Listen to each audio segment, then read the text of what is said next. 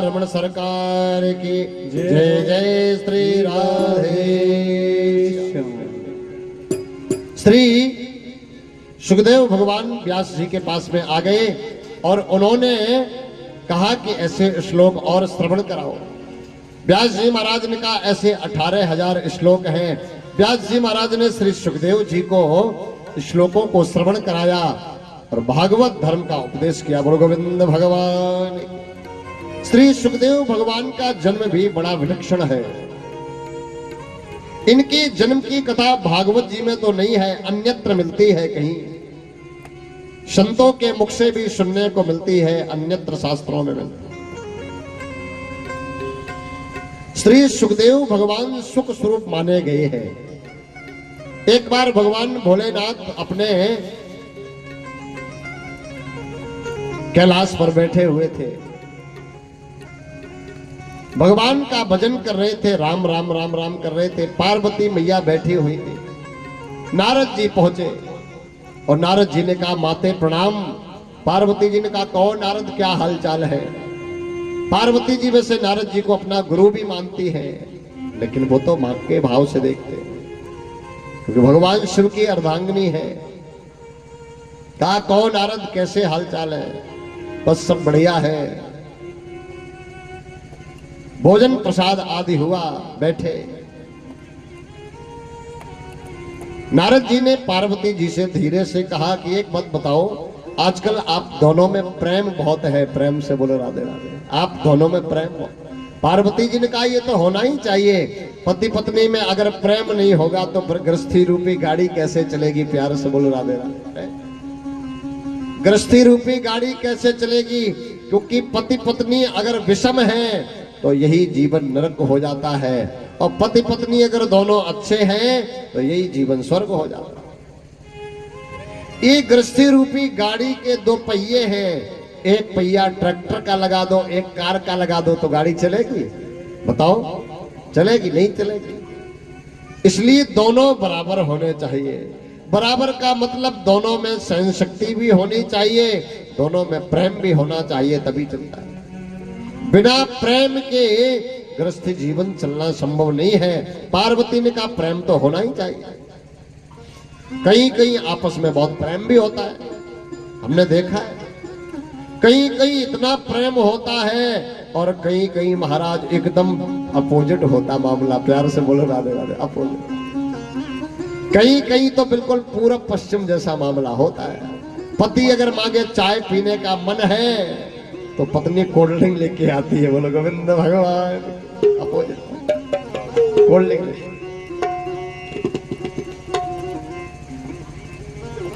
और कहीं कहीं बड़ा प्रेम होता।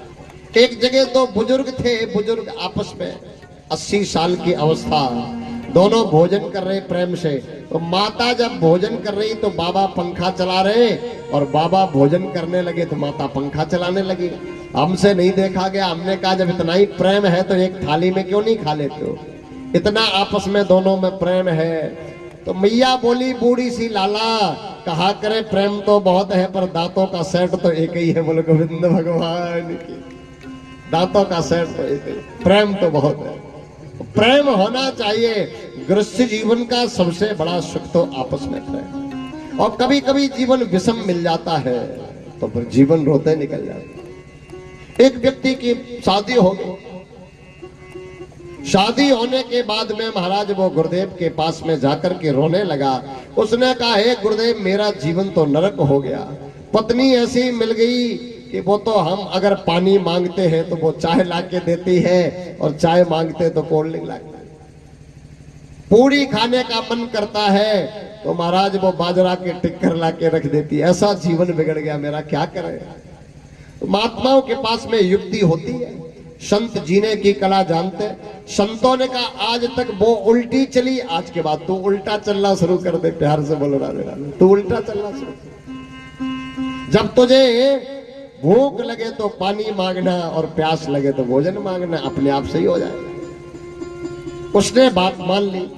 अब महाराज उसको यह जैसे ही घर आया, उसने कहा देवी पानी लाओ, प्यास लग रही। तो वो चकाचक बढ़िया भोजन बना के लेके आ गई। उसने कहा वाह गुरुदेव का मंत्र तो काम कर गया, काम कर गया।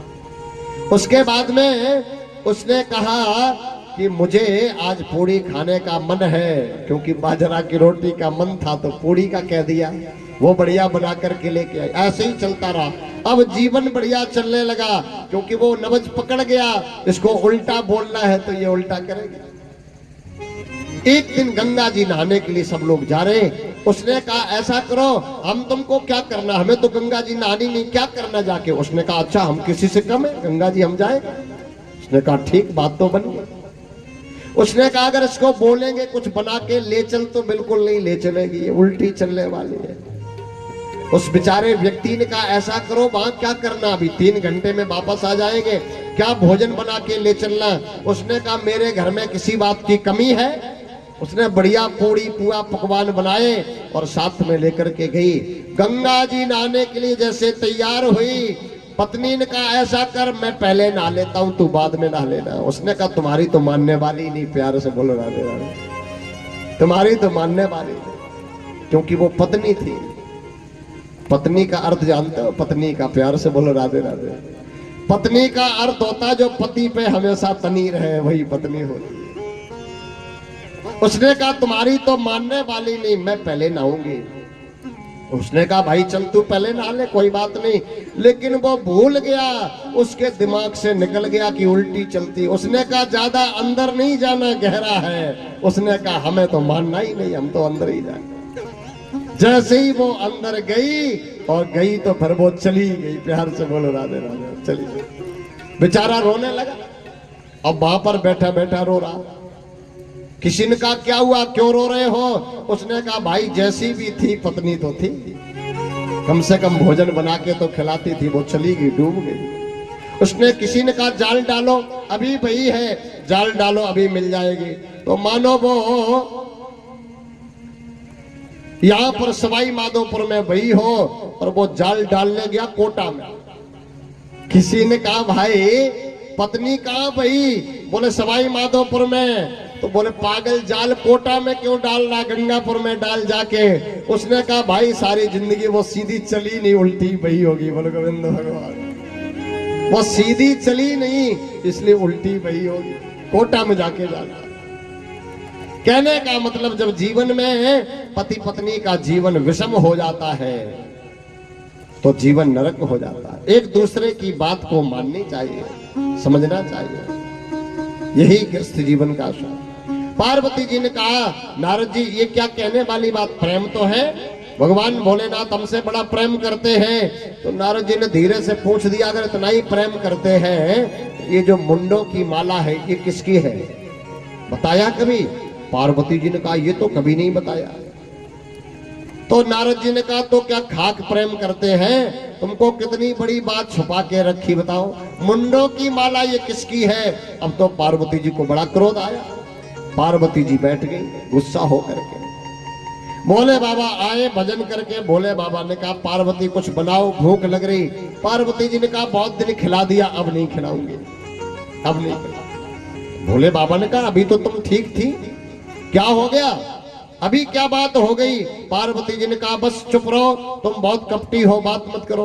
अरे भोले बाबा ने कहा क्या हो गया तेरे को, तो मेरे कपटी बता रही है, इतना प्रेम करते हैं हम आपस में एक दूसरे को, तू कपटी कह रही। भोले बाबा को ध्यान आया। भोले बाबा ने कहा ये बताओ कहीं नारद तो नहीं आया था।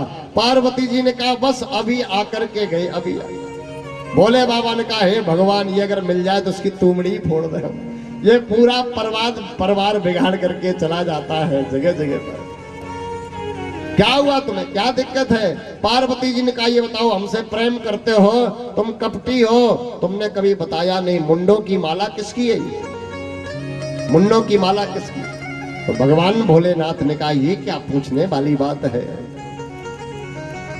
ये मुंडों की माला जितने भी है ये सब तुम्हारी है, क्योंकि तुम जब जब जन्म लेती हो, जब जब तुम्हारी मृत्यु होती है, तब तक तुम्हारे प्रेम में हम इन मुंडों की माला को लेकर के डाल लेते हैं। मुंडों की माला को लेकर के डाल लेते हैं। पार्वती जी ने कहा फिर तो तुम डबल कपटी हो, तुम मैं मरती जीती रहती हो, तुम अमर हो, ऐसा क्या तुमने कर लिया? तुम अमर हो। अब तो महाराज जैसी कहा तुम अमर हो, हम मरते जीते रहते, मुझे भी अमर करो। तो भगवान भोलेनाथ ने कहा तुम्हें अमर होना तो अमर कथा को सुनना पड़ेगा। भगवान भोलेनाथ ने बहुत समझाया लेकिन पार्वती नहीं मानी, मुझे तो सुनना है। भगवान भोलेनाथ ने कहा देखो पार्वती, अमर कथा सब नहीं सुन सकते हैं, तुम ऐसे ही भक्ति करो। लेकिन हठ हो गई है ना। अब हठ तो प्रधान होती, प्यार से बोलो राधे राधे। 3 हठ बड़ा प्रधान होती है, राज हठ, बाल हठ और तीसरी बता दूं? अभी इसलिए नहीं बताएंगे कि अगर आज ही बता देंगे तो निमंत्रण बंद हो जाएंगे। बोलो गोविंद भगवान। क्योंकि बनाने खिलाने वाली तो यही माताएं, फिर कहेंगी हम नहीं खिलाएंगे, हमारी बुराई करते हो। तीसरी स्त्री हट, त्रिया हट। अब ऐसा नहीं है, अब तो सब समझदार हैं, ये पहले की बात है। पार्वती जी को भगवान भोलेनाथ समझा रहे लेकिन नहीं समझ पा रहे। अंत में भगवान ने कहा तो ठीक है। अब एक बात बोलो, जब भगवान भोलेनाथ नहीं समझा पाए तो तुम कैसे समझा पाओगे? है?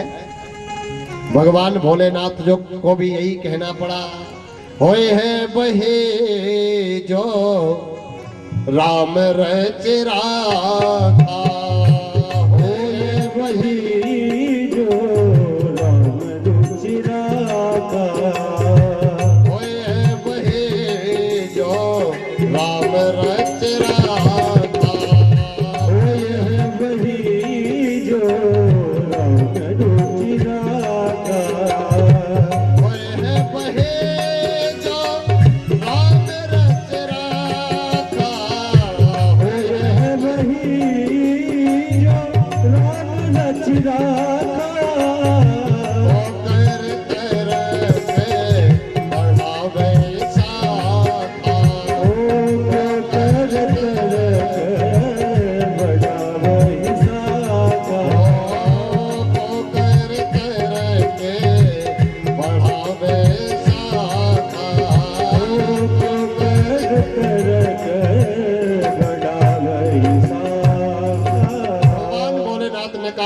मानने वाली नहीं है।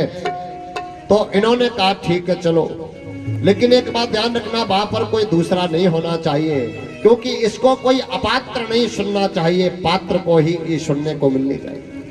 कैलाश पर गए और कैलाश पर जाकर के डमरू बजाया। भगवान ने अपना डमरू बजाया, जितने वहां पर महाराज पशु पक्षी थे सारे उड़ गए, कोई नहीं बचा, सुनसान हो गया। तब भगवान ने कथा को सुनाना प्रारंभ किया, कथा को जैसी प्रारंभ किया, पार्वती जी ने कथा को सुनना प्रारंभ किया। लेकिन भगवान ने कहा देखो पार्वती, आपको हुंकारी भरनी पड़ेगी, क्योंकि पहले के बुजुर्ग जब कथाएं कहानियां सुनाया करते थे तो छोटे छोटे बच्चे हुंकारी भरते थे ना। अरे हम लोग भी तो कभी छोटे छोटे रहे हैं, छोटे छोटे बच्चे हुंकारी भरते। बाबा कहते एक राजा था, तो बेटा कहता हाँ, है ना, ऐसे कहते। पार्वती जी हुंकारी भरने लगी। जैसे ही भगवान भोलेनाथ कथा को सुनाते सुनाते पंचम स्कंद में प्रवेश किए, तो पंचम स्कंद की कथा कुछ ज्ञान प्रधान है, तो पार्वती जी को नींद आ गई, नींद आ गई। और सत्य भी यही है, आज समाज में कोई ज्ञान की चर्चा नहीं सुनना चाहता। प्यार से बोलो राधे राधे। कथा को चटक मटक सुनाते रहो, रसीली सुनाते रहो तो आनंद आता, और कथा को थोड़ा सा ज्ञान की तरफ मोड़ दो तो आधे तो जमहाई लेने लगते। प्यार से बोलो राधे राधे। थोड़ा सा भी ज्ञान की चर्चा अगर अध्यात्म की शुरू हो जाए तो आधों को नींद आने लगती। इसलिए कोई ज्ञान की बात नहीं सुनना चाहता है, सब सरस। देखिए भागवत वैसे तो ज्ञान का विषय है, क्योंकि ये तो परमहंसों की वाणी है, ज्ञान का विषय है। भागवत में पहले संगीत नहीं था। प्यार से बोलो राधे राधे। श्री सुखदेव भगवान ने जब परीक्षित को सुनाई तो वट वृक्ष के नीचे सुनाई बैठ करके, ना उस समय माइक था ना संगीत था। हाँ, पहले पुराने यंत्र थे, जैसे बीड़ा आदि नारद जी वगैरह बजाते थे सब, है ना। ये इलेक्ट्रिकल यंत्र नहीं थे। प्यार से बोलो राधे राधे। तो संगीत होना चाहिए, भागवत सरस होनी चाहिए, लेकिन एकदम बिल्कुल सरस भी नहीं होनी चाहिए। ज्ञान की चर्चा थोड़ी बहुत तो होनी चाहिए भागवत में। पूरी भागवत हो जाए और 200-400 श्लोकों का उच्चारण भी ना हो तो फिर क्या भागवत है। क्योंकि 18,000 श्लोक हैं। इसलिए प्राय करके आपने देखा होगा हम मूल पाठ वालों को साथ रखते हैं, क्योंकि भागवत को कोई वक्ता कभी पूरी नहीं कर सकता। प्यार से बोलो राधे राधे। जोर से बोलो, क्या हो गया? भूल जाते हो बीच बीच में। प्यार से बोलो, हाँ, ये बीच में बोलते रहा करो। मूल पाठ इसलिए करवाया जाता है क्योंकि समस्त सारे श्लोक बोलना संभव नहीं होता है भागवत में, इसलिए मूल पाठ किया जाता है। भागवत सरस होनी चाहिए, लेकिन है तो ज्ञान प्रदान। आपने देखा होगा कहीं कहीं लिखा होता संगीत में श्रीमद् भागवत कथा, लिखा है, देखा है बोर्ड में, संगीत में श्रीमद् भागवत कथा। तो संगीतमय का मतलब है संगीत से युक्त है। भागवत में संगीत इसलिए रखा जाता है ताकि आपको आलस ना आए, प्रमाद ना आए, थोड़ा सरसता बनी रहे और आप लोग सुनते रहो। उदाहरण के लिए जैसे छोटा सा बालक होता, छोटा सा बालक, उसको कोई वैद्य दवाई दे और वैद्य दवा दे करके उसको बोले ये दवा को आप जो है, ये दवा को आप शहद में मिला करके पिला देना, चटा देना। अब आप बताओ, दवा को शहद में मिलाकर के जब चटाया जाएगा तो दवा का अंश जब अंदर जाएगा तो रोग ठीक हो जाएगा और बालक चाट भी लेगा अच्छी तरीके से, क्योंकि मीठापन है। केवल दवा को आप अगर वैसे ही देंगे तो कड़ी हुई होती, बालक नहीं खाएगा। शहद का पुट दे दिया तो बालक ने दवा को आराम से खा लिया। इसी प्रकार से कथा में संगीत रूपी जो शहद होता है, इससे कथा सरस हो जाती है, सुनने में आराम रहता है। अगर बिना संगीत के कथा की जाए महाराज तो आप 5 भी बैठे नहीं दिखाई देंगे। प्यार से बोलो राधे राधे। थोड़ा सरस कर देते हैं, नहीं तो ये तो विद्वानों का विषय है, परमहंसों का विषय है। पार्वती जी को नींद आ गई और पार्वती जी को जैसे नींद आई, अब भगवान भोलेनाथ कथा को बोलते चले जा रहे, लेकिन तोता एक वहां पर अंडा विगलित पड़ा था, उसमें से जैसे कथा के प्रभाव से तोते का बालक प्रकट हो गया। तोते का बालक जैसे प्रकट हो गया, तोता सुख शावक प्रकट हो गया और वो हुंकारी देने लगा। कथा चलती रही। जैसे आरती होने का समय आया, भगवान भोलेनाथ ने कहा पार्वती कथा पूरी हो गई, आरती करो। पार्वती जी ने कहा ये बताओ उद्धव जी ने भगवान से क्या कहा? भगवान भोलेनाथ ने कहा कथा पूरी हो गई, तुम्हारी उद्धव पर पड़ी हुई। क्या हुआ? पार्वती जी ने कहा क्षमा करो, मुझे नींद आ गई, मैंने कथा को सुन नहीं पाया। भगवान भोलेनाथ ने कहा तुमने कथा नहीं सुनी तो फिर हुंकारी कौन दे रहा था? भगवान भोलेनाथ ने देखा तो तोते का बच्चा उड़ने लगा। भगवान पीछे पीछे दौड़ने लगे त्रिशूल लेकर के, और ये तोता का बच्चा उड़ते उड़ते पिंगला व्यास जी की जो पत्नी थी उनकी मुख में जाकर के प्रवेश कर गया। बोलो गोविंद भगवान की। व्यास जी महाराज जाकर के त्रिशूल वहीं गाड़ दिए, शंकर जी त्रिशूल वहीं जाकर के गाड़ दिए। व्यास जी महाराज निकले और कहा आज मेरा अहो भाग्य है, आपका दर्शन हुआ तो कैसे पधारे। भगवान भोलेनाथ ने कहा बात नहीं करना, तुम्हारे यहाँ मेरा चोर आया है, उस चोर को हम मारने के लिए आए हैं। व्यास जी महाराज ने कहा चोर तुम्हारा क्या चुरा के लेके आया? चोर तुम्हारा क्या चुरा के लेके आया? क्योंकि तुम्हारे पास है ही क्या? भोले बाबा के पास में क्या है बताओ? अच्छा, मृगशाला तो लपेटते हैं, बैल है, कैलाश पर रहते हैं, कुछ भी नहीं है। एक लंका है, वो भी रावण ले गया। बोलो गोविंद भगवान, कुछ भी नहीं पास में। और सही पूछा जाए ना तो भोले बाबा का श्रृंगार बड़ा अद्भुत है। भोले बाबा का श्रृंगार इतना अद्भुत है,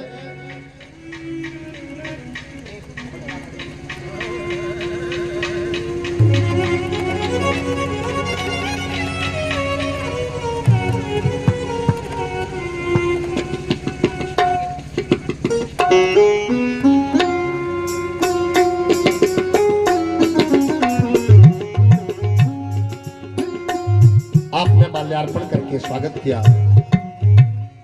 भगवान के व्यास मंच पर भगवान इनको सुख शांति समृद्धि प्रदान करें।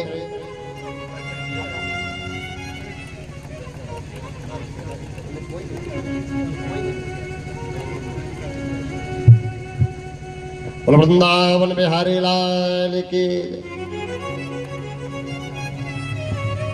महाराज श्री शंकर जी जैसे ही वहां पर गए और उन्होंने जैसे ही देखा, कहा तुम्हारा क्या चुरा करके लाए?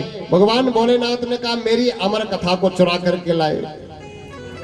व्यास जी महाराज ने कहा तुम्हारी अमर कथा को चुरा करके लाए, तो ये बताओ फिर इनको तुम मारने के लिए आए? जिसने अमर कथा का पान कर लिया वो कैसे मर सकता है? और अगर मर सकता है तो अमर कथा का प्रभाव नष्ट होता है। एक पद तो रहो, अमर कथा अगर सुनी तो मर कैसे सकते हैं, और अगर मर सकते हैं तो फिर अमर कथा झूठी है। भोले बाबा ने कहा ये तो बात सही, हमने विचार ही नहीं कर पाया है, क्योंकि ये तो भोले भाले हैं। बोलो गोविंद भगवान। भोले बाबा जैसा कोई भोला भाला नहीं है। आपने देखा होगा सबके दरबार बंद हो जाते हैं, पट 8 बजे खुलते हैं, 12 बजे बंद हो जाते हैं। राम जी ले लो, कृष्ण ले लो, कोई भी ले लो, लेकिन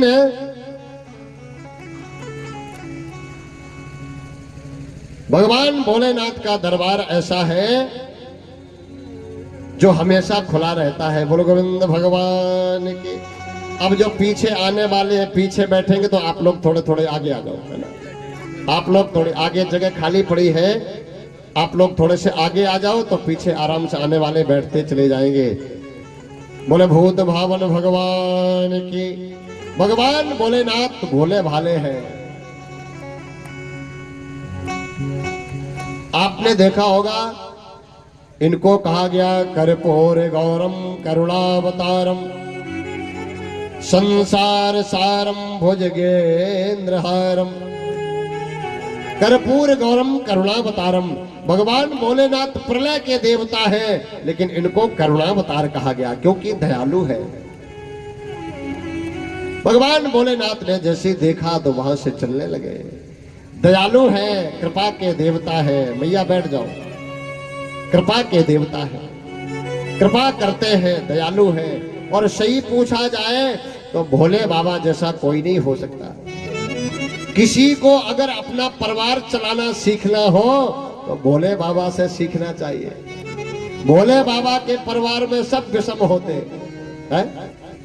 अच्छा, भोले बाबा का बैल कौन है? बैल सवारी है। और दुर्गा जी का की सवारी कौन है? शेर। शेर बैर का बैल होता कि नहीं होता? बैर होता। एक दूसरे को खा लेंगे लेकिन आराम से रह रहे। कार्तिकेय जी का वाहन क्या है? मोर। और भगवान शिव के गले में कौन पड़ा हुआ है? सर्प। बिल्कुल बैर है लेकिन आराम से रह रहे। और भगवान शिव के गले में सर्प है और गणेश जी का वाहन क्या है? चूहा। तो सर्प चूहा का बैर होता है लेकिन बड़े प्रेम से रह रहे। अगर जीवन जीना सीखना है तो भोले बाबा से सीखना चाहिए। परिवार में सब होते हैं, अच्छे बुरे लोग भी होते हैं, सब होते हैं। अरे एक भाई थोड़ा सा ठीक होता है, खराब होता है, तो सबको मिला के चलना पड़ता है। परिवार चलाना अगर सीखना तो भोले बाबा से सीखना चाहिए। अब तो महाराज भोले बाबा आए, हम लोग भी 1 मिनट भोले बाबा के चरणों में प्रार्थना करते हुए निकलेंगे। खेल तुम्हारे जग से निराले हो भोले भाले, हो भोले भाले।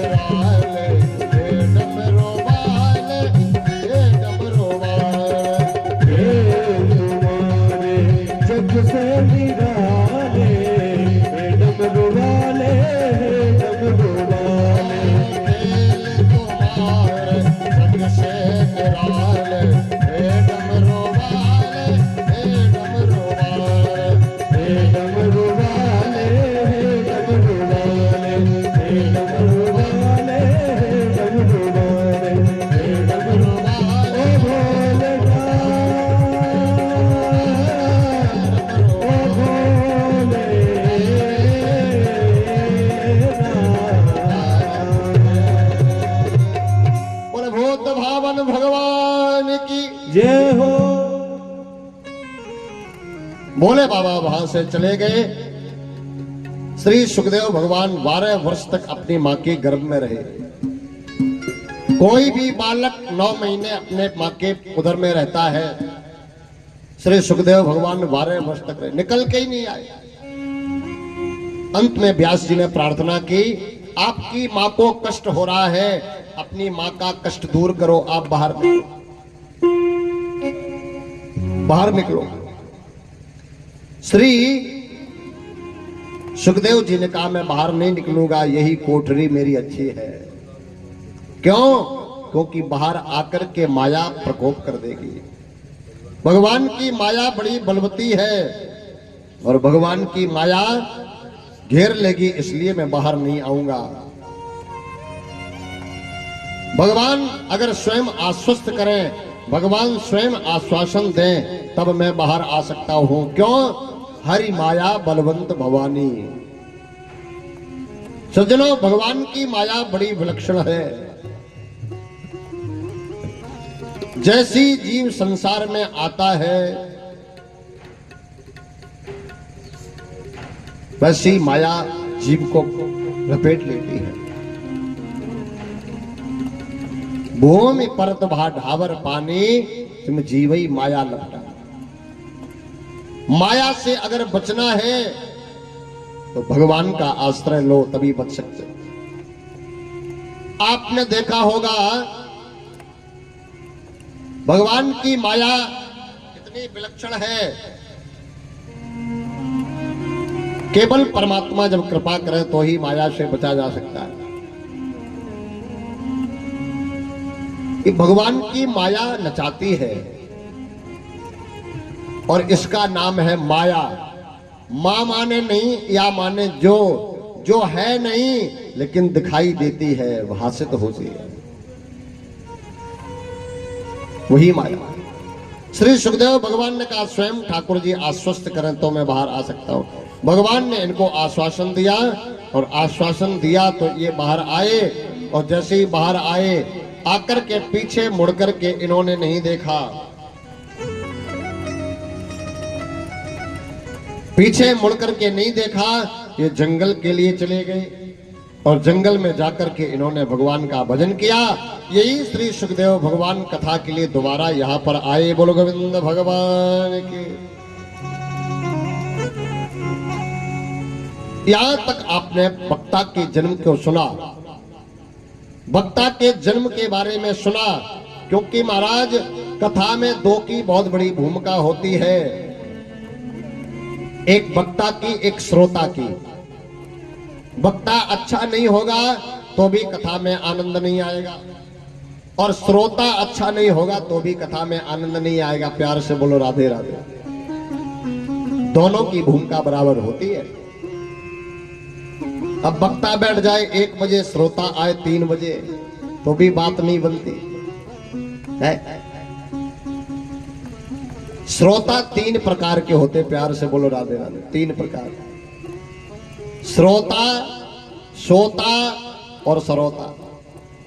श्रोता सबसे उच्च क्वालिटी का वो होता, 1 नंबर का श्रोता, जो कथा प्रारंभ होने से 5 मिनट पहले पंडाल में आ जाए, आराम से आकर के बैठे और पूरी कथा को सुनकर के प्रसाद लेकर के जाए, वो 1 नंबर का श्रोता। और दूसरे होते श्रोता, प्यार से बोलो राधे राधे। श्रोता ये आते हैं और आकर के बढ़िया खंबे की ओट देखते, कहां बैठने की जगह है, क्योंकि ऐसे बैठेंगे तो गिर जाएंगे। बढ़िया खंबे की ओट देखते हैं और आराम से बैठ करके सो जाते हैं, इन्हें कहते हैं सोता। प्यार से बोलो राधे। अच्छा, इनमें भाई लोगों का कम वो होता है, माताओं का ज्यादा। यहाँ तो बहुत छोटा पंडाल है, हमारी कथाओं में पंडाल बाहर बड़े बड़े, जैसे 45 बाई 90 100 बनते ना, पीछे तक बड़ी बड़ी भीड़ होती, पीछे तक माताएं बैठी होती हैं। और माताओं में एक बहुत बड़ा गुण होता है घूंघट लगाने का। प्यार से बोलो राधे राधे। खंबे की ओट ले ली और घूंघट लगा लिया, आराम से खर्राटे मार के सो। कौन जानता है, हमको थोड़ा महसूस अगर हुआ, हमने बोल भी दिया माता जी सो रही हो, तो बोलोगी नहीं नहीं महाराज जी हम ध्यान से कथा सुन रहे, सो थोड़े बोले, खूब सो, घूंघट लगा। दूसरा होता सोता। अच्छा, ये भी कहीं तक ठीक होता है, सोता, क्योंकि भगवान की कथा में आकर के अगर सो भी जाओगे ना तो कोई न कोई चौपाई जगा देगी, कोई न कोई भगवान का जयकारा जगा देगा। मोह निशा सब शोभन हारा, देखिए स्वप्न अनेक प्रकारा। आप जन्म जन्म से सोई तो रहे हो, कोई जगाने वाला आता है। या आके सो भी जाओगे तो कोई न कोई चौपाई जगा देगी। घर में सोओगे तो पत्नी रजाई और डाल देगी, सो जाओ सो जाओ। हाँ, थोड़ी देर की खटपट बंद है भी, बोलो गोविंद भगवान,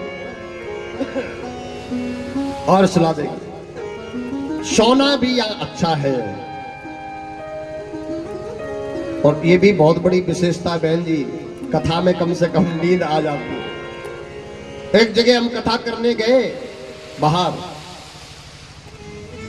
तो वहां पर ऐसी सार्वजनिक, जैसे यहाँ पर सामूहिक कथा हो रही है, ऐसी कथा हो रही थी। एक सज्जन के हम निमंत्रण पाने के लिए गए, वो सज्जन अच्छे थे, धनाढ्य थे। उन्होंने कहा महाराज जी ये बताओ कथा कितने दिन की और बची है? तो हमने कहा कथा के 2 दिन और बचे हैं। 2 दिन बचे? बोले हाँ। बोले कथा को और बढ़ा दो, और बढ़ा दो। मैंने कहा भाई सार्वजनिक कथा है, सबका सहयोग से कथा है, 7 दिन के लिए हो रही है, और कैसे बढ़ा दे? बोले नहीं ये बताओ महाराज चंदा कितना हुआ? तो हमने कहा भाई चंदा कोई 11,000 दे रहा, कोई 21,000 दे रहा, कोई 51,000 दे रहा, कोई 5,000 दे रहा, ऐसे करके चंदा हुआ। बोले महाराज सब जो दे रहे हैं उनसे 1.5 गुना ज्यादा हम दे देंगे, लेकिन कथा बंद मत करो। प्यार से बोलो राधे राधे। हमने भी सोचा भाई बड़ा प्यारा भगत मिला है, इतना श्रद्धालु भगत, ये कह रहा कथा चलने दो, बंद मत होने दो।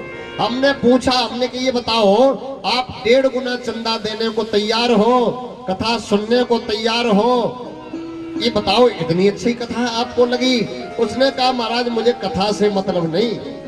हमने कहा फिर कैसी, क्या मतलब है? बोले कथा से मतलब नहीं, लेकिन महाराज हम अभी तक मर गए, लाखों रुपया मैंने डॉक्टरों से बर्बाद कर दिया, मुझे कभी नींद नहीं आती थी। प्यार से बोलो राधे। मुझे नींद नहीं आती थी, लेकिन जिस दिन से तुम्हारी कथा में गए हम 4 घंटे खर्राटे मार के सोते हैं। पैसा हमसे भले ही ज्यादा ले लो, लेकिन कथा होती रहनी चाहिए। उस दिन से न जाने नींद कैसे आने लग गई, हम बड़े बड़े डॉक्टर फेल हो गए, नींद नहीं आई। ये भगवान की गोद होती है, भगवान की गोद में भी नींद नहीं आएगी तो कहां आएगी? माँ की गोद में बालक कितना भी क्रोध में हो, माँ लोरी सुनाती है तो बालक सो जाता है। कि जब मीठा मीठा संगीत चलता है पीछे से और कथा भगवान की चलती है, मानो ये गोविंद की प्यारी सी लोरी है, इसमें नींद आई जाती है। दूसरा सोता होता है, और तीसरा सबसे खतरनाक होता, प्यार से बोलो राधे राधे, तीसरा होता सरौता। सरौता आप लोग जानते हो? कौन कौन जानता, जरा हाथ ऊंचे करो। हाँ जानता। सरौता सुपारी काटने वाला। तीसरा होता सरौता, ये संतराम जी हमारे तबला प्लेयर, ये साथ में रखते हैं सरौता। हाँ, तो सरौता जो काटने वाला। तीसरा सबसे खतरनाक होता है, वो 3:30 बजे आएगा और वही दूर से देखेगा कि हमारे परिचय वाले कौन कौन बैठे हैं, परिचय वाले कौन कौन कहां बैठे, बीच में आके बैठेगा। बीच बैठेगा या बैठेगी, कोई भी हो सकता है, बीच में आके, और महाराज फिर ना वो खुद कथा सुनेगी ना दूसरों को सुनने देगी। प्यार से बोलो राधे। 4 तो कमी कथा वाचक में निकालेगी, 4 कराने वालों में निकालेगी, 4 करने वालों में निकालेगी। ये होते श्रोता।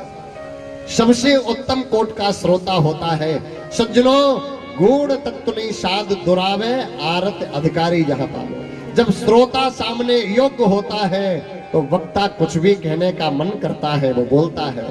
और श्रोता श्रोता होता है तो वक्ता बकता है, सुनाता है। और श्रोता सोता होता है तो फिर वक्ता बकता रहता है। प्यार से बोल रहा है, कुछ भी कहते रहो, क्या फर्क पड़ता है? श्रोता से वक्ता की शोभा होती है, तो श्रोता योग्य। अब आप लोगों की तो कोई कहने की बात ही नहीं, आप लोग तो सच में सब योग्य हैं, सब बढ़िया है। यहाँ पर कल ही भीड़ हो गई थी काफी संख्या में, मैं तो समझ गया, क्योंकि तो सब पुराने हमारे श्रोता हैं, सब पुराने भगत हैं, सब लोग आने जाने वाले, हम सबको जानते हैं। आप लोगों का पुनः स्नेह मुझे मिला, आप लोगों का पुनः प्रेम मिला, प्यार मिला। और देखो पुनः सार्वजनिक रूप से ही व्यवस्था बनी। बोलो गोविंद भगवान। अब की बार हमारे आदरणीय श्री गोविंद प्रसाद जी गुप्ता जी की तरफ से प्रयास हुआ, तो ये प्रधान यजमान बन गए, तो इनकी तरफ से सामूहिक रूप से ये कार्य प्रारंभ हो गया। पहले हमारे आदरणीय श्री केदारलाल जी गुप्ता जी, उनकी पुत्र वधू भी है, बैठी है, केदारलाल गुप्ता जी के पहले यजमान बने थे। उन्होंने भागवत जी को सरोधार करके इस पावन कार्य को कराया था। ये तो भगवान की भक्ति का विषय है, यहाँ कोई न कोई भगवान का प्रेमी लाडला दुरारा रहता है, जो भगवान के कार्यक्रम होते रहते हैं। बोलो गोविंद भगवान की। श्रोता की भूमिका तो परीक्षित महाराज की कथा के बारे में बताया गया। यहाँ पर महाभारत के बारे में थोड़ा सा वर्णन आया है, महाभारत का, क्योंकि परीक्षित के जन्म को अगर सुनेंगे तो महाभारत में प्रवेश करना ही पड़ेगा। भागवत जी में सबका समावेशन है, और इसमें महाभारत का बिल्कुल अंतिम पर्व लिया गया। लास्ट में पूरा महाभारत का युद्ध हो चुका, सभी मारे जा चुके, केवल दुर्योधन बचा हुआ है। भगवान ने शांति दूत बनकर के पांडवों की तरफ से कौरवों को समझाने का प्रयास किया, लेकिन ये माने नहीं। भगवान ने कहा देखो दुर्योधन, तुमने युद्ध की कहानियां सुनी होगी, युद्ध देखे नहीं। युद्ध कोई हंसी खेल नहीं है, युद्ध में माताओं के सिंदूर उजड़ जाते हैं, माताएं विधवा हो जाती हैं, बच्चे अनाथ हो जाते हैं। युद्ध कोई हल नहीं समस्या का है। आप केवल पांडवों को 5 गांव दे दो। लेकिन दुर्योधन अभिमानी था। दुर्योधन ने कहा कैसी बात करते हो, सूचाग्रम दास्यामि बिना युद्धेन केशवा, मैं एक सुई की नोक के बराबर भूमि नहीं दूंगा, तुम तो 5 गांव की बात करते हो। क्योंकि वो जानता था मैं 100 हूं, लेकिन ये नहीं जानता था कि जो 5 है उनका रक्षक गोविंद है। जिसने अपनी सौंप दे प्रभु को जीवन डोर, उलझ कभी सकती नहीं, क्योंकि पकड़े नंद किशोर। भगवान जिसकी रक्षा करता उसका कोई कभी कुछ बिगाड़ नहीं सकता। इसने अभिमान में समस्त कुल को खो लिया। यह अकेला पड़ा हुआ है युद्ध क्षेत्र में। भीम के द्वारा इसकी जंगा तोड़ी जा चुकी है। यहां से भागवत में इसका वर्णन आया है। यदा मृधे कौरव संद्रयान वीरे स्वथो वीर गतिम गतेशो, ब्रकोदरा विद्गता भिमर्षा, भग्नोर्दंडा धृतराष्ट्रपुत्र।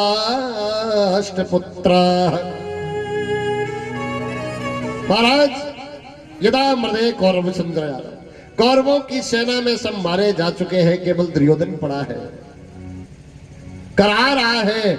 जिधर देखता है उधर केवल मृत्यु नजर आती है। लाशों का अंबार लगा हुआ है, खून की नदियां बह रही। रात्रि के बेला में अकेला लेटा हुआ द्रोणाचार्य का पुत्र अश्वत्थामा आया, कहा भैया हम तेरे लिए मित्र कुछ कर नहीं पाए, मुझे क्षमा करना, लेकिन अब तो मुझे बता दे मेरे लिए क्या हो सकता, मैं क्या कर सकता हूं। दुर्योधन ने कहा अब तुम क्या कर सकते हो, अंतिम इच्छा क्या। अश्वत्थामा ने कहा अंतिम इच्छा को बता दो, मैं वही पूरी करूंगा। दुर्योधन ने कहा कि मेरी अंतिम इच्छा है कि 5 पांडवों का सर मुझे लाकर के दे दो। दुष्ट प्राणी लास्ट तक दुष्टता नहीं छोड़ता है, अंत तक। इसलिए कहा चिंता मत करो, मैं लाकर के दूंगा। और महाराज इस दुर्योधन ने अपनी जंगा से रक्त लिया और इसके तिलक कर दिया। कहा जाओ आज से इसके आधे राज्य के अधिकारी तुम हो जाओगे अगर मेरा मनोरथ पूर्ण कर दो। आप लोग ध्यान दें, अश्वत्थामा के मस्तक पर जैसे ही रोली का रक्त का तिलक लगा, अश्वत्थामा की बुद्धि बिगड़ गई, लालच आ गया, राज्य के चक्कर में अपराध करने को उद्यत हो गया। सज्जनों, जिस ब्राह्मण के मस्तक पर रोली का तिलक होता है, जिस ब्राह्मण के मस्तक पर चंदन का तिलक होता है, उस ब्राह्मण के मस्तक पर जब दुष्ट के रक्त का तिलक होगा तो उसका पतन कोई नहीं बचा सकता है, कोई नहीं बचा। इसके अंदर प्रलोभन आ गया, और जब लालच आ जाता है, लोभ आ जाता है, तो व्यक्ति कुछ भी करने को तैयार हो जाता। बोलो गोविंद भगवान, कुछ भी करने को तैयार हो।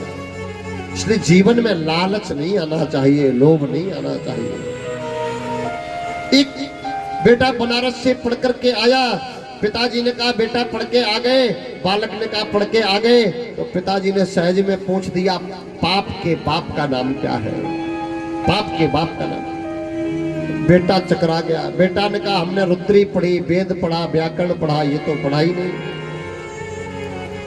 पिता ने कहा बेटा तुम्हारी पढ़ाई अधूरी है, जाओ दोबारा पढ़ो। वो बेचारा वहां से निकल पड़ा। पाप का बाप कौन है इसका जवाब लेने के लिए वहां से निकल पड़ा। रास्ते में जैसी आया, कुछ स्त्रियां वहां पर इकट्ठी थी, कुछ लोग वहां इकट्ठे थे। ये वहां पर पहुंच गया, इसने समझा कोई समागम है। जैसे ही वहां पर पहुंचा, वो वैश्या प्रवृत्ति की स्त्रियां बोली, आप कहां से आ गए? क्योंकि स्वरूप देखा, तिलक लगा हुआ चंदन पर, मस्तक चमक रहा है, कुर्ता धोती पहने हुए जनेऊ दिख रहा है। उसने सोचा कोई ब्राह्मण का बालक रास्ता भटक गया। उसने पूछा तुम कैसे यहाँ पर आ गए? उसने कहा मेरे पिता ने कहा पाप का बाप कौन होता ये पता करके आओ। वो बहुत समझदार थी, उसने कहा इसको यही जवाब दे देना चाहिए। उसने कहा आप आ ही गए हो, ब्राह्मण बालक हो, मेरे घर का कुछ भोजन पाके जाओ। उसने कहा अरे राम राम कैसी बात करते हो, हम तो यहाँ ऐसे मोहल्ले में आ गए, मुझे तो स्नान करना पड़ेगा, त्रिकाल संध्या करनी पड़ेगी, गायत्री जाप करना पड़ेगा, तब जाके मेरा प्रायश्चित होगा, कैसे भोजन करूं? उसने कहा आप ऐसा करो, भोजन कर लो, भोजन अगर बना बनाया नहीं कर सकते हो तो मैं आपको आटा दाल चावल दे देती हूँ, आप बना के पालो, मैं आपको 500 रुपए दक्षिणा दे दूंगी। प्यार से बोलना, 500 रुपए। उसने सोचा 500 रुपए दक्षिणा मिल रही है। उसने कहा कोई बात नहीं, भूख भी लगी है, आटा दाल चावल ले लिया, बनाने लगा।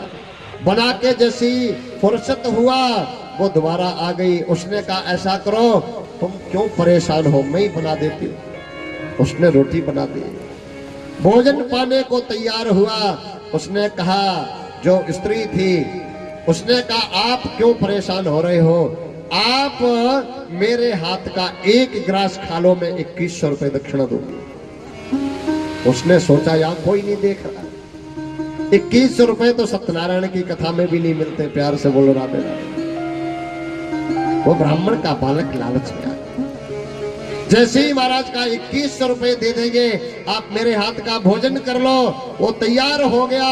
और उस स्त्री ने जैसे ग्रास उठा करके मुख में दिया, वो मुख जैसे ही उसने बाया, मुख को खोला, उसने महाराज उस ग्रास को तो थाली में रख दिया, एक थप्पड़ मारा।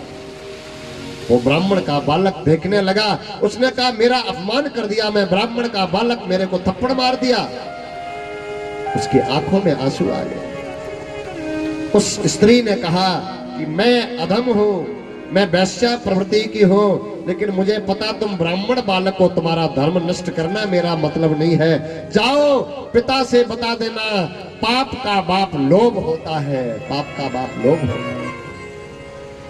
जीवन में जब लालच बढ़ता है, जब लोभ बढ़ता, जिमप्रत लोभ जिमप्रत लाभ लोभ अधिकारी, लोभ बढ़ता चला जाता है। और जब लोभ लालच ज्यादा बढ़ता तो व्यक्ति कुछ भी पाप करने से डरता नहीं है। इसके रक्त का तिलक कर दिया और राज्य का लालच अश्वत्थामा के अंदर आ गया, ये सर काटने को तैयार हो गया।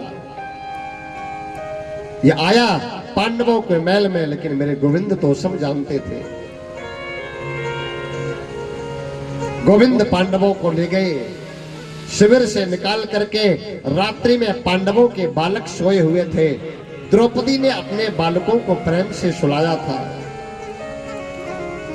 बढ़िया दूध पिला करके, लोरी दे करके सुलाया।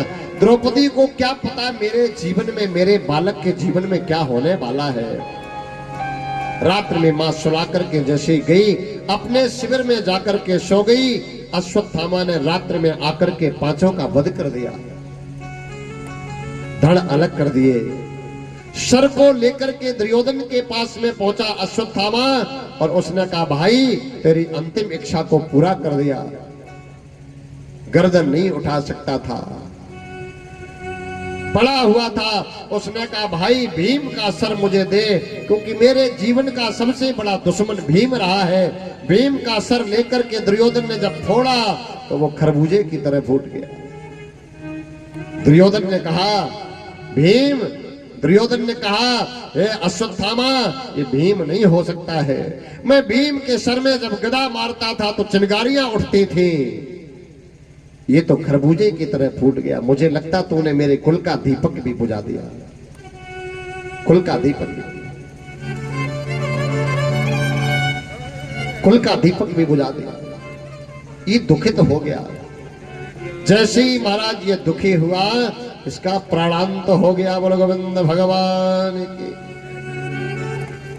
अब तो इधर महाराज माँ ने जैसे ही सुबह देखा, द्रौपदी ने देखा, विकर्ण होकर के पड़ गई। जिसका एक बेटा चला जाता है वो आंखों से अंधी हो जाती रो रो करके। जिसके 5-5 बेटे चले गए उसको कौन समझाएगा। मां विकल हो गई।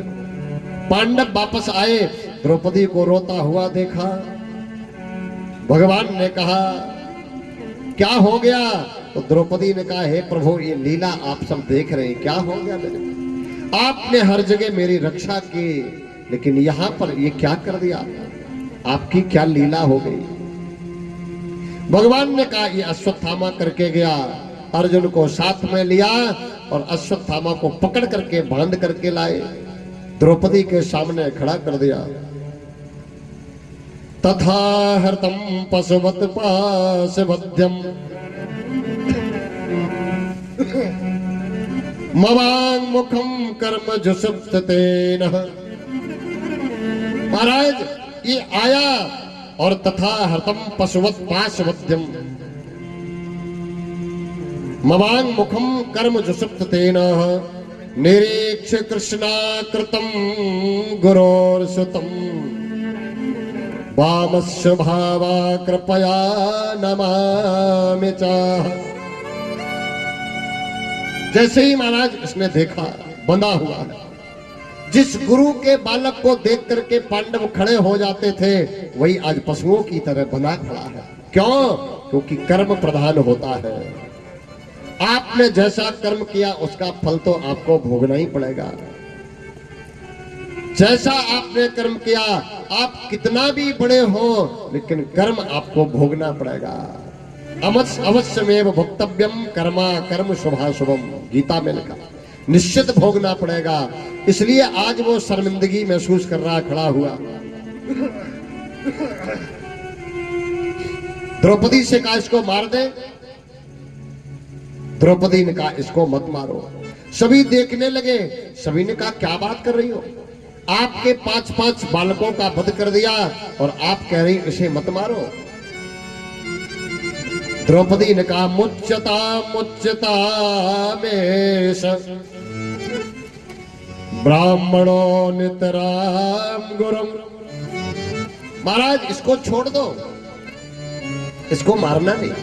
क्योंकि द्रौपदी ने इसलिए कहा, द्रौपदी कह रही है हमने 5 खोए, हमारे वापस आने वाले नहीं। इसकी माँ की अकेला है, गुरुदेव जा चुके हैं द्रोणाचार्य, अगर ये भी चला जाएगा तो माँ मर जाएगी। कितनी दयालु है, ऐसा कोई कृपालु हो सकता। जिसके 5-5 बालक चले गए उसके बाद वो माँ कह रही है कि इसको छोड़ दो, मुच्यताम मेष, छोड़ दो। सज्जनों उसे कृष्णा कहा गया है, निरीक्ष कृष्णा। कृष्णा माने कृष्ण की बहन। जब कृष्ण दया के सागर है तो वो दया की मूर्ति क्यों नहीं होगी, क्योंकि कृष्ण की बहन है। छुड़वा दो। सबने कहा इसे छोड़ दो, भीम ने कहा सब छोड़ दो, लेकिन हम नहीं छोड़ेंगे। अंत में अर्जुन से भगवान ने कहा कि ब्रह्म बंधुर न हंतव्यम आतताई वधारणा। ब्राह्मण के बालक को छोड़ना भी नहीं चाहिए, ब्राह्मण के बालक को मारना भी नहीं चाहिए और किसी आतताई को छोड़ना भी नहीं चाहिए। तो भगवान से अर्जुन ने कहा ये बताओ प्रभु समस्या बटा रहे हो कि बढ़ा रहे हो, समस्या बटा रहे हो कि बढ़ा रहे हो। मारना भी नहीं चाहिए, छोड़ना भी नहीं चाहिए, क्या करना चाहिए। ब्रह्म बंधुर न हंतव्यम आतताई वधारणा। ब्राह्मण के बालक को कभी मारना नहीं चाहिए, लेकिन आतताई ब्राह्मण ही क्यों ना हो उसको छोड़ना भी नहीं चाहिए। बोल गोविंद भगवान, छोड़ना नहीं। भगवान के द्वारा गीता को श्रवण किया था, ये समझ गए। अच्छा कुछ शब्द जो है वो अपभ्रंशित होते हैं, अर्थ बदल जाता है। जैसे आप किसी से बोलो रोको मत जाने दो, किसी से कहो रोको मत जाने दो, तो अब ये बताओ उसका भाव क्या, वो क्या कहना चाह रहा। रोको मत जाने दो, सामने बैठने वाला अपना भाव व्यक्त कर रहा है, इसे रोको मत जाने दो, है ना। जहां पर डॉट लग जाएगा कॉमा लग जाएगा, वहीं से शब्द का अर्थ बदल जाएगा। रोको मत, जाने दो, रोको मत जाने दो, और एक कह रहा रोको मत जाने दो। इसी प्रकार से भगवान ने कहा ब्रह्म बंधुर न हंतव्यम आतताई उदाहरणा, ब्राह्मण के बालक को मारना भी नहीं चाहिए और आतताई को छोड़ना भी नहीं चाहिए। अब आतताई की परिभाषा क्या है? आतताई कौन होता है? शास्त्रों में निरूपण किया गया है, अनाज में आग लगाने वाला आतताई होता है, और स्वर्ण की चोरी करने वाला आतताई होता है, छोटे छोटे बालकों को मारने वाला आतताई होता है, गाय को मारने वाला आतताई होता है, ब्राह्मण को मारने वाला आतताई होता है। इन्हें मारने में कोई पाप नहीं लगता है। और एक सबसे बड़ा आतताई होता है, सबसे बड़ा आतताई होता है भ्रूण हत्या करने वाला। बोलो गोविंद भगवान की। गर्भ में बालक की हत्या कर दे वो सबसे बड़ा आतताई होता है, क्योंकि गर्भ से बाहर आने के बाद वो बालक विवेकानंद बन सकता था, अगर बेटी होती तो वो मीरा बन सकती थी, लेकिन गर्भ में ही तुमने जीवन को नष्ट कर दिया। उससे बड़ा कोई आतताई नहीं होता, इससे बड़ा पाप कुछ नहीं होता है। अब तो महाराज इसके मणि को निकाल करके धक्का मार करके बाहर निकाल दिया, बाहर निकाल दिया। भगवान कुंती मैया के पास में आए और कुंती मैया से कहा मैया अब मुझे जाना है, अब मुझे जाना है, द्वारका मुझे जाने दो, क्योंकि अब मेरा समय हो गया। कुंती मैया ने कहा अभी नहीं जाओगे, क्योंकि तुम अगर चले जाओगे तो मेरे जीवन में कुछ भी नहीं बचेगा। ये सब बातें हो ही रही थी, तब तक महाराज उत्तरा के गर्भ में जलन पैदा हुई। अभिमन्यु की पत्नी उत्तरा जो है वो घर में बैठी हुई थी, वो वहां से दौड़ी दौड़ी आई और दौड़ी दौड़ी आकर के उसने कहा पाहि पाहि महायोगिन देव देव जगत पते है। महाराज उसने कहा पाई पाई महायोगिन देव देव जगत पते, पाए पाए महायोगिन देव देव जगत पते, नान्यम त्वद्भयम पश्ये यत्र मृत्यु परस्परम। महाराज जैसी वो आई चिल्लाते हुई है प्रभु मेरे गर्भ की रक्षा करें। इसके गर्भ को कौन जला रहा था? अश्वत्थामा जब यहां से गया उसने देखा कि मुझे आज अपमानित किया गया, हम इनके वंश को ही नहीं छोड़ेंगे। अब आप देखो दुष्टता की हद होती, कितना दुष्ट। उसको ये आभार मानना चाहिए कि मुझे पांडवों ने छोड़ दिया, कृतज्ञ होना चाहिए, लेकिन इसने वंश नष्ट करने की ठान ली, वंश नष्ट करने की ठान ली। एक महाराज ब्रह्मास्त्र को छोड़ा और ये उत्तरा के गर्भ को आकर के जलाने लगा। उत्तरा दौड़ी दौड़ी वहां से आई, कहा हे प्रभु मेरे गर्भ की रक्षा करो। अरे मैं चली जाऊं, मैं मर जाऊं, कोई कष्ट नहीं है, लेकिन गर्भ को कुछ नहीं होना चाहिए। प्राय करके जब गर्भ की स्थिति आती है, संकट आता है, तो डॉक्टर बोलता है एक ही बचेगा, या तो बच्चा बचेगा या जच्चा बचेगा। तो लोग प्राय करके कह देते हैं जच्चा बचनी चाहिए, माँ बचनी चाहिए, बेटा तो फिर भी आ जाएगा। लेकिन यहाँ उत्तरा उल्टा कह रही है, उत्तरा कह रही मेरी जान चली जाए लेकिन मेरा बालक बचना चाहिए, इसको कुछ नहीं होना चाहिए। क्यों? क्योंकि ये मेरे पति की धरोहर है। अभिमन्यु जब युद्ध करने के लिए जाने लगे, युद्ध करने के लिए जब जाने लगे, उत्तरा ने पैरों को पकड़ लिया। उत्तरा ने कहा आप नहीं जाओ, अशगुन हो रहे हैं, अपशकुन हो रहे हैं, मुझे लगता तुम्हारा ठीक नहीं है अभी समय। अभिमन्यु ने कहा उत्तरा तुम कैसी बात करते हो, मैं क्षत्रिय हूं, क्षत्रिय घर में चूड़ी पहन करके नहीं बैठ सकता है, जब युद्ध के लिए किसी ने ललकारा है तो मुझे जाना ही पड़ेगा। हाँ इतना जरूर है तेरे उदर में मेरा बालक पल रहा है, उसकी रक्षा करना है। मैं अगर आ जाता हूं तो योद्धा कहलाऊंगा, और अगर नहीं आ पाया, वीर गति को प्राप्त हुआ, तो तेरा यश फैलेगा। मेरी धरोहर है, इसकी तो रक्षा करना। अभिमन्यु गए और चक्रव्यूह को युद्ध में मारे गए, वापस नहीं आए। उत्तरायण का मेरे पति की धरोहर है, इसको नहीं कुछ होना चाहिए। भगवान ने अंगुष्ठ मात्र रूप बना करके तुरंत उनकी रक्षा की।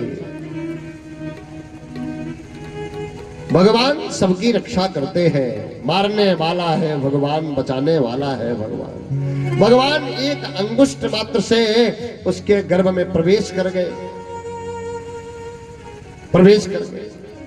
और भगवान ने रक्षा की। बोल गोविंद भगवान की। एक साथ में भक्त और भगवान दोनों गर्भ में प्रवेश कर गए। जिसके गर्भ में केवल भगवान प्रवेश करते हैं, उसके गर्भ की पूजा की जाती है, धन्य माना जाता है। किसी के गर्भ से भगवान का भक्त पैदा हो जाए, उसका गर्भ धन्य माना